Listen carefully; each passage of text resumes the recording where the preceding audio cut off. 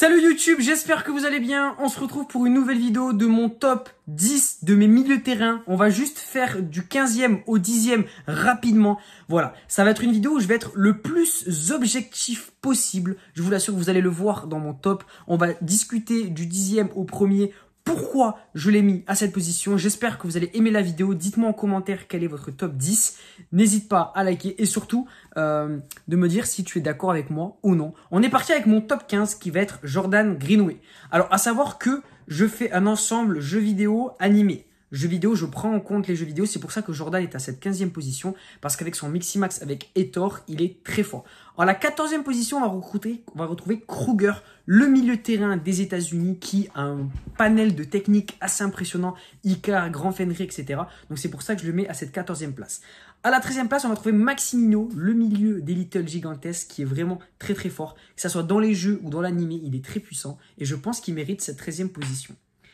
À la 12e place, on va retrouver Byron Love. C'est pour ça, les amis, que j'ai essayé de faire un top le plus objectif possible pour pas que vous me tombiez dessus. Cet objectif, c'est mon joueur préféré, mais je le mets à cette 12e place car tout simplement, il est meilleur que lui. Même si, bon, j'ai rien à dire, c'est mon GOAT, vous le savez très bien.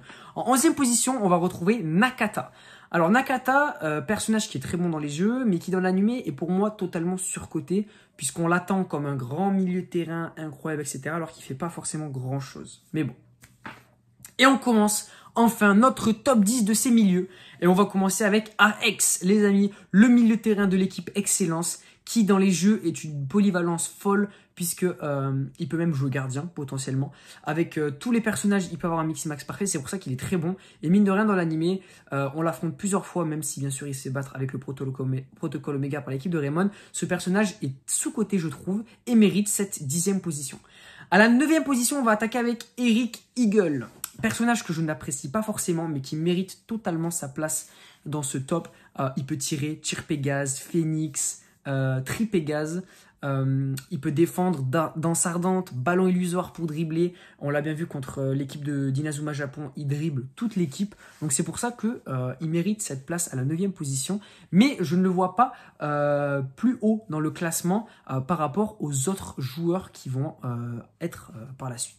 À la 8e position, on va retrouver Dracul, le joueur de l'équipe des vampires dans Chronostone. On ne le voit pas jouer dans l'animé, mais les amis, dans les jeux, il est très très très très fort. Et on voit qu'avec son duo, avec son duo Vulpine, qui sont de très bons joueurs tous les deux. Donc voilà, Dracul à la 8e position.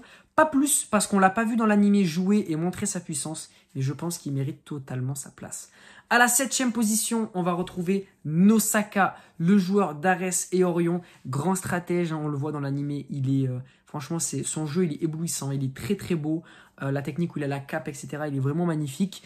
On l'a pas vu dans les jeux, c'est pour ça que je ne le mets pas plus bas dans le classement, on l'a pas vu encore puisque Victory Road arrive prochainement. Mais du coup voilà, Nosaka, très grand stratège, mais un joueur qui, je pense, ne peut pas être avec tout le monde, il ne peut pas être avec un Juke Sharp, il ne peut pas être avec un Byron Love. Voilà, donc un joueur, un style de jeu où il faut des partenaires autour de lui et il ne peut pas jouer tout seul. 6e position, on va retrouver Caleb Stonewall, l'un de mes chouchous. Voilà, Caleb Stonewall, saison 2, bon, il se fait un peu avec la nouvelle Royal Academy, un peu bisu.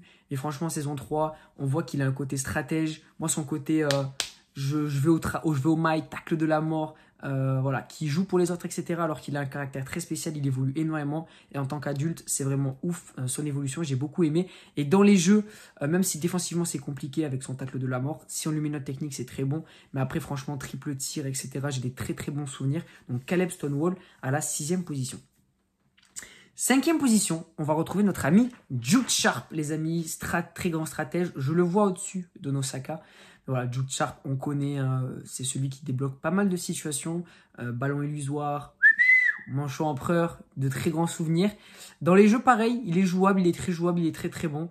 Et donc franchement, il fait plaisir, même après quand il est coach Sharp, etc. Ce personnage est l'histoire elle-même d'Inazuma Eleven, je trouve. Donc franchement, très très très très content de ce personnage. À la 4e position, on va retrouver Ryoma Nishiki. Alors voilà. Miximax, Esprit Guerrier, Armure, il est vraiment injouable, il est très très très très fort. Donc je le mets à cette 4e position. Je pense que c'est beaucoup carry par le Miximax et l'armure, vous vous en doutez bien. Mais Ryoma a vraiment le potentiel pour être un très grand joueur. Il est très endurant. Quand il a dans les jeux, il est très rapide. Et dans l'animé, c'est un peu un personnage atypique, etc. Donc je pense que cette 4e position est amplement méritée, même si Ryoma n'a pas forcément une très grande attitude de leader ou de stratège. Mais je pense qu'il mérite sa place. Et là, on rentre dans le vif du sujet. Peut-être là où ça va faire des débats. Et là, je pense que je vais tous vous surprendre en utilisant Sol Destar. Je sais que beaucoup le mettent au rôle d'attaquant. Mais moi, personnellement, avec les jeux, ça m'a décidé, il faut qu'il joue milieu. Il est très très bon en milieu de terrain. Et dans l'animé, avec son Miximax Zhuge-Liang, c'est... Voilà, Zhuge-Liang quand il lui fait son esprit guerrier opale. Oui, c'est ça. Non, franchement, très très bon. Sol Destar, je le mets à ce poste de milieu, à cette 3e position de milieu, vraiment grâce au jeu. Parce que dans les jeux, c'est vraiment abusé comment il est cheaté au milieu de terrain, j'adore. Et en 2e position, et là les amis, je vais faire peut-être des étonnés, mais je vais mettre Arion Sherwood. Je m'explique. Depuis le début, c'est vraiment des milieux qui sont 8, voire offensifs. Mais Arion, je le vois plus comme un milieu droit, c'est-à-dire quelqu'un qui va attaquer, même s'il est très polyvalent. Ses techniques de défense sont pas forcément incroyables. Tacle fantôme, ce n'est pas avec ça qu'on va faire grand-chose. Mais du coup, voilà. Il a des grosses techniques de tir, ouragan cyclonique dans Galaxy, son esprit guerrier qui tire. Donc voilà, je pense qu'Arion est à cette 2e place parce qu'il est incroyable, il est vraiment très très fort. Mais que en tant que milieu de terrain même, ce n'est pas le meilleur. Donc c'est pour ça que je l'ai mis à cette 2e position. Et le top 1, j'ai déjà dit dans l'un de mes derniers TikTok, Ricardo Dirigo les amis, est le meilleur milieu, le milieu idéal à avoir dans son équipe. Il défend, il attaque et il peut marquer des buts. Franchement, Ricardo est très très bon. J'ai beaucoup douté pendant un petit moment, mais après réflexion, après discussion avec beaucoup d'abonnés sur mes vidéos, etc., je me suis décidé à dire que Ricardo Dirigo était le meilleur milieu de la licence par sa polyvalence. Il peut défendre énormément, il peut dribbler, hymne d'Athéna, passage presto, il peut tirer, tir fortissimo, et avec son Miximax, avec Nabunaga, peut aller chercher une très très belle frappe, plus son armure. Donc franchement, voilà, Ricardo top 1, Arion top 2 et Sol Destar top 3. Du coup, voilà, petite vidéo terminée sur mon top 10, top 15 de mes milieux pour moi les plus forts. J'ai essayé d'être le plus objectif possible. N'hésite pas à me dire ce que tu en penses en commentaire. N'hésite pas à liker, à t'abonner, ça se tient beaucoup. On s'approche des 1000 abonnés, c'est un truc de fou. Merci beaucoup, je vous en remercie. Des bisous tout le monde, on se retrouve mercredi pour une prochaine vidéo sur le tirage de la Ligue des Champions. Je vais donner tous mes pronostics. Let's go!